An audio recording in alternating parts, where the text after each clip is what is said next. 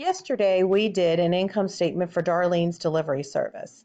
Today, what we're going to be doing is we're going to be calculating the component percentages over here to the right for Darlene's delivery service. There are two component percentages that we need to figure. The component percentage for total expenses and the component percentage for net income. First, let me explain to you what a component percentage is. You see the title up here is a percentage of sales. Of course, our percentage of sales for sales is going to be 100%. In other words, this prompt is asking you what percentage of sales is 5,511? Well, 5,511 represents the total amount of sales. So 100% of 5,511 is our percentage of sales.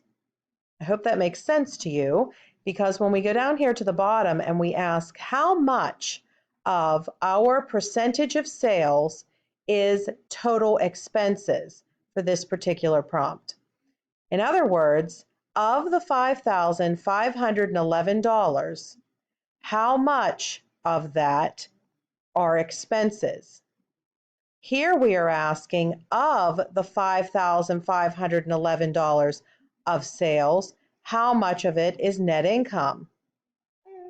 To calculate these figures, what we're going to be doing is we're going to be doing two simple math problems. The first one is our total expenses component percentage. In order to get our total expenses component percentage, you're going to take your total amount of expenses on your calculator, which is $2,181, and you're going to divide by our total amount of sales, which is $5,511. Your answer is going to be a decimal, 0.39575,395. In order to turn that decimal into a percentage, you learned in fourth grade, of course, you go 2 spaces over to the right to get 39 point, and we're going to round this 5 up to a 6, being that this is a 7, getting 39.6. 39.6. Therefore, almost 40% of this 5511 of sales are expenses.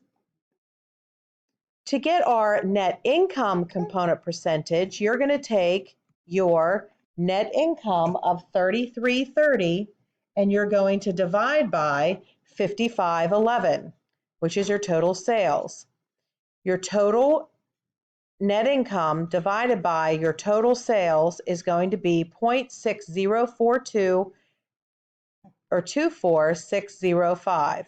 Again, you're going to turn your decimal 2 spaces over to the right to get 60.4. No rounding necessary, being that this is a 2. 60.4. 60.4. Now, in conclusion, almost 40% of our total sales are expenses. 60%, over 60%, 60.4% of our sales are net income. If I was analyzing this income statement and presenting it to perhaps the shareholders, I would say and recommend that we reduce the total amount of try to reduce the total amount of our expenses by this number decreasing for our next quarter or our next fiscal period. And of course, we want this percentage to increase our next quarter or our next fiscal period.